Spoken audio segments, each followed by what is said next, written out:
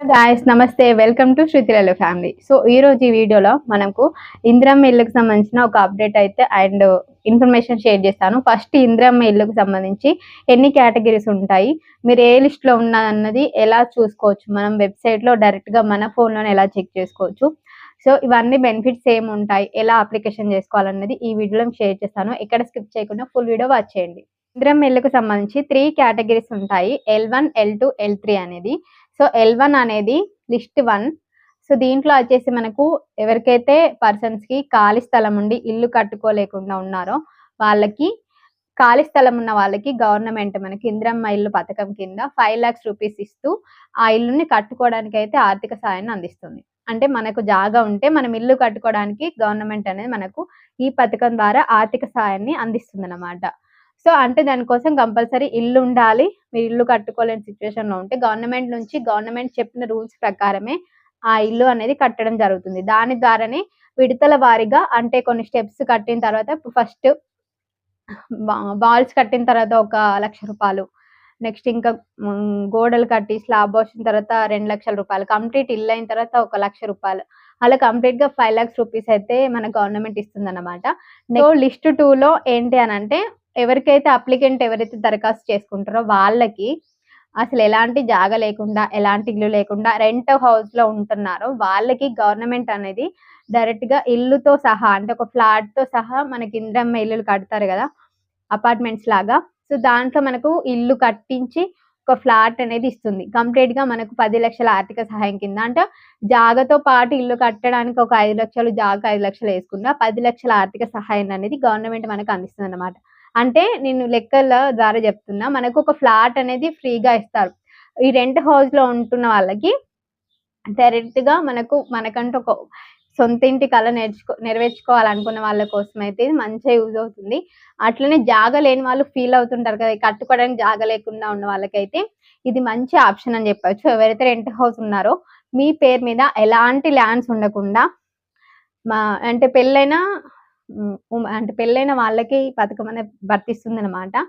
పెళ్ళైన వాళ్ళకి వైఫ్ కి, హస్బెండ్ కి ఇద్దరి పేరు మీద ల్యాండ్స్ అనేది ఉండదు. అప్పుడే వాళ్ళు అప్లికేబుల్. అలాగే రేషన్ కార్డు ఉండాలి కంపల్సరీ. తెలంగాణ వాసులై ఉండాలి. వాళ్ళందరూ ఈ అప్లికేషన్ అనేది పెట్టుకోవచ్చు. లిస్ట్ 3 ఏంటి అనంటే, సో ఇల్లుండి, జాగుండి ఉన్న వాళ్ళందరూ లిస్ట్ 3 కిందికి వస్తారు. ఎలా అంటే, ఇప్పుడు జాగుంటది, ఇల్లు కట్టుకొని చాలా డేస్ అవుతుంది. అంటే చాలా ఓల్డ్ హౌసెస్ ఉంటాయి కదా, వాళ్ళు మళ్ళీ రీకన్స్ట్రక్షన్ చేయాల్సి వస్తుంది కదా. అంటే ఆ ఇల్లు చాలా 10, 20 సంవత్సరాలు అవుతుందంటే మనకి ఇల్లు మళ్ళీ కట్టుకుంటేనే అది ఉంటుంది. ఆ స్టేజ్ లో ఉన్న వాళ్ళందరూ లిస్ట్ 3 కిందికి వస్తారు. వాటిని ఇప్పుడు లిస్ట్ 1 ఫస్ట్ ప్రియారిటీ అనేది లిస్ట్ 1 కి ఇస్తారు. నెక్స్ట్ ప్రియారిటీ లిస్ట్ 2 కి ఇస్తారు. ఇంకా ఇవి 2 కంప్లీట్ అయినాయి అని అన్న తర్వాత లిస్ట్ 3 దాకా వెళ్తారన్నమాట. సో లిస్ట్ 3 కి వచ్చే బెనిఫిట్స్ పెద్దగా ఏమి ఉండవు. లిస్ట్ 1, లిస్ట్ 2 వాళ్ళకి ఇందిరమ్మ ఇల్లు పథకం నుంచి వచ్చే బెనిఫిట్స్ ఉంటాయి. సో ఇప్పుడు ఎలా చెక్ చేసుకోవాలి, మీరు ఏ లిస్ట్ లో ఉన్నారు? డైరెక్ట్ గా మీ ఫోన్ లోనే చెక్ చేసుకోవచ్చు. సో మీ ఫోన్ లో గూగుల్ ఓపెన్ చేసి ఇందిరమ్మ ఇల్లు అనే వెబ్సైట్ అయితే సెర్చ్ చేయండి. మీకు ఒక వెబ్సైట్ వస్తుంది. దాంట్లో త్రీ లైన్స్ ఉంటాయి కదా, దానిపైన క్లిక్ చేస్తే అప్లికేషన్ సెర్చ్ అనేది వస్తుంది.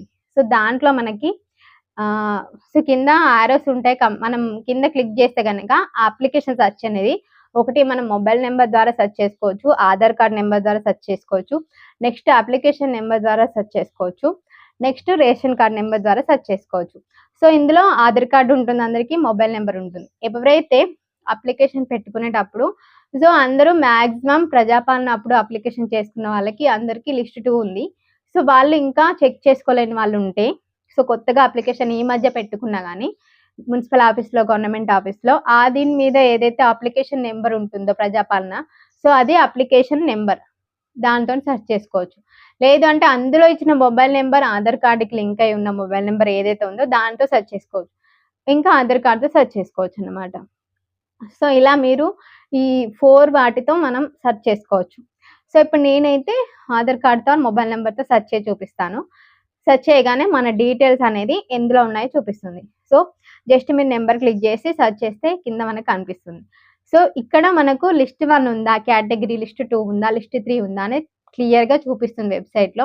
మీరు అది చూసుకొని కింద కూడా ఇక్కడ రీమార్క్స్ దగ్గర non pucca houses without sites. With site ఉందనుకోండి, ఆల్రెడీ వీళ్ళ పేరు మీద సైట్ ఉంది. లేకపోతే వితౌట్ సైట్ అంటే వీళ్ళ పేరు మీద ఎలాంటి సైట్స్ లేవు, ల్యాండ్స్ లేవని దాని అర్థం. సో అలా ఉంటే కంపల్సరీ లిస్ట్ 2 వచ్చి ఇలా రిమార్క్లో non pucca houses without sites అని ఉందనుకోండి. నెక్స్ట్ ఇంకా పెండింగ్ ఫర్ ఎంపీడీఓ ఆఫీస్ అని చూపిస్తుంది చాలా మందికి.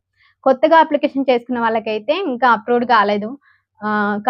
Contact to Prajapalana application form అని ఇంకా అప్లికేషన్ చేసుకోలేని వాళ్ళకైతే ఇలా చూపిస్తుంది అన్నమాట. సో మీరు అప్లికేషన్ చేసుకున్న వాళ్ళైతే మీకు ఇది చూపిస్తుంది. లిస్ట్ 2 ఉండి ఎంపీడీఓ అప్రూవల్ ఉండి వితౌట్ సైట్ ఉంటే రిమార్క్స్లో కనుక కంపల్సరీ లిస్ట్ 2 వాళ్ళకి ఇల్లు వచ్చే ఛాన్స్ అయితే ఉంటుందన్నమాట. మీకు దగ్గర ఇప్పుడున్న బెనిఫిట్స్లో లిస్ట్ 2 వాళ్ళకైతే మంచి బెనిఫిట్ ఉంది. మన ఊర్లో మనకి దగ్గర ఇప్పుడు ఏదైతే ఊర్లో ఉంటున్నారో మీ పనులకి దగ్గరగా ఉండే 5 కిలోమీటర్స్ లోపలనే మనకు ఈ ఇల్లు ఇచ్చే ఛాన్స్ ఉంటుందన్నమాట. అంటే ఒకప్పుడు ఉన్న గవర్నమెంట్లో ఊరవతల ఇల్లులు కట్టి అలా చాలా మందికి ఫ్లాట్స్ ఇచ్చి ఇప్పుడు అసలు యూజ్ చేసుకోకుండా ఆ ఫ్లాట్స్ అన్ని ఖాళీగా ఉన్నాయి. ఎందుకంటే వాళ్ళకు మెయింటెనెన్స్ చేయలేక ట్రావెలింగ్ ఖర్చులు ఎక్కువై వర్క్కి చాలా దూరం అయ్యి మళ్ళీ వాళ్ళు వచ్చి రెంట్ హౌస్లోనే ఉండి చేసుకున్న వాళ్ళు చాలా మంది ఉన్నారు. కాబట్టి ఇప్పుడు గవర్నమెంట్ అయితే జస్ట్ మనకి దగ్గరలో ఇప్పుడు ఆ హౌసెస్కి 5 కిలోమీటర్స్ ఉన్న వాళ్ళకే ఫస్ట్ ప్రియారిటీ ఇస్తుంది. నెక్స్ట్ ఇంకా 5 కిలోమీటర్స్ అంటే ఇప్పుడు మనం ఉన్న ఏరియాలో మనకు ఆల్రెడీ మనం ఉన్న ఏరియాలో అంటే మనకు అక్కడనే వర్క్ ఉంటుంది, ట్రావెలింగ్ అన్ని మెయింటెనెన్స్ మనకి ఈజీగా ఉంటుంది. సో 5 కిలోమీటర్స్లో ఇచ్చారనుకోండి ఎలాంటి కొంచెం డిస్టర్బెన్స్ ఉండదు, మెయింటెనెన్స్ ఏం ఇబ్బందిగా ఉండదు. సో అట్లాంటి వాటికి ఈజీగా ఉంటుంది. అసలు ఇంకా ఇల్లు ఇచ్చిందామంటే దానికి సక్సెస్ఫుల్గా వర్క్ ఉండాలంటే కంపల్సరీ వాళ్ళకి నీడ్ ఉంటుంది అండ్ వాళ్ళు ఉండగలిగే సిచ్యువేషన్స్లోనే ఇస్తే కనుక అందరూ యూజ్ చేసుకుంటారన్న ఉద్దేశంతో మన గవర్నమెంట్ అయితే 5 కిలోమీటర్స్ పరిధిలోనే ఇల్లు ఇచ్చే ఛాన్స్ అయితే ఉందన్నమాట. So first priority without sites అంటే సైట్స్ లేని వాళ్ళకి. నెక్స్ట్ ఇంకా దగ్గరలో ఉన్న 5 కిలోమీటర్స్లో ఉన్న వారికి ఫస్ట్ ప్రియారిటీ ఇచ్చే ఛాన్స్ అయితే ఉంది. సో మీరు ఎక్కడ ఉన్నారు అంటే దగ్గరలో ఉన్నారా మీ డిస్ట్రిక్ట్స్లలో మీ ఊర్లలో ఇందిరమ్మ ఇల్లు కట్టే దగ్గర ప్లేస్ నుంచి 5 కిలోమీటర్స్లో ఉంటే వాళ్ళకి ఫస్ట్ ప్రియారిటీ ఇస్తారు. చాలా తొందరగా వస్తుంది వాళ్ళకైతే. మేబీ జూన్ ఆర్ జూలైలో ఇచ్చే ఛాన్స్ ఉందనుకుంటా. ఇప్పటికి ఇంకా లిస్ట్ 1 కొనసాగుతుంది. ఎందుకంటే ఆల్రెడీ అంతకుముందున్న గవర్నమెంట్లో కట్టిన హౌసెస్ కూడా నేను మీకు చూపిస్తాను. ఇంకా ఎంతవరకు పెండింగ్ పనులు ఉన్నాయన్నది నెక్స్ట్ వీడియోలో షేర్ చేస్తాను ఖచ్చితంగా. ఇంకా కొన్ని పనుల పెండింగ్ వల్లనే ఈ హౌసెస్ అనేది మనకి ఇవ్వట్లేదన్నమాట. సో ఇప్పుడు ఆల్రెడీ అంతకుముందు ఉన్న గవర్నమెంట్లో ఇచ్చిన హౌసెస్కి సంబంధించిన వాళ్ళు ఉన్నారు, అప్లికేషన్ పెట్టుకున్న వాళ్ళు. ఇప్పుడున్న గవర్నమెంట్లో అప్లికేషన్ పెట్టుకున్న వాళ్ళు కూడా ఉన్నారు. అందరినీ ఫిల్టర్ చేసి చాలా సార్లు ఫిల్టర్ చేసి మనకు ఇదైతే హౌసెస్ అనేది ఇచ్చే ఛాన్స్ ఉంది. సో అందరూ మీకు మంచిగా అన్ని అప్లికేషన్ చేసుకొని వాళ్ళు ఉంటే కంపల్సరీ ప్రజాపాలనకి వెళ్ళి అప్లికేషన్ పెట్టుకోండి. ఎప్పుడు ఉంటాయి అనేది మనం రెగ్యులర్గా వెళ్తేనే తెలుస్తుంది. ఒక వీక్ పెడతారు, ఒక వీక్ పెట్టారు, అట్లనే ఒక 1 మంత్ ఉంటుంది, ఒక 1 మంత్ ఉండదు.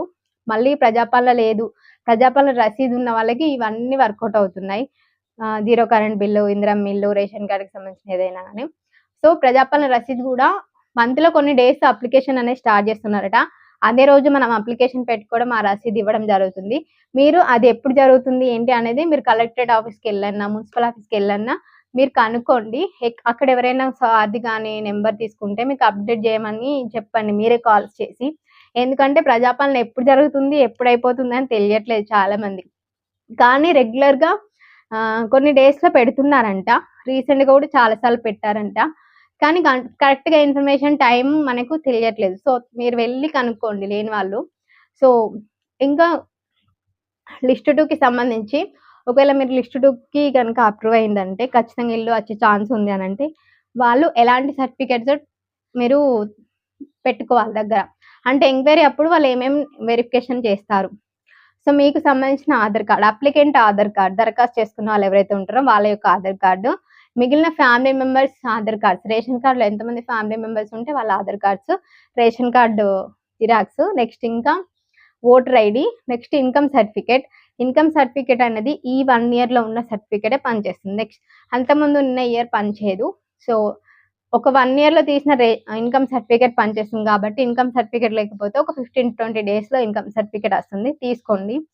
నెక్స్ట్ ఇంకా క్యాస్ట్ సర్టిఫికేట్. క్యాస్ట్ సర్టిఫికేట్ చాలా మందికి తెలంగాణ రాకముందుకు ఉన్నదుంది. తెలంగాణ వచ్చిన తర్వాత చాలా మంది చేంజ్ చేసుకోలేరు.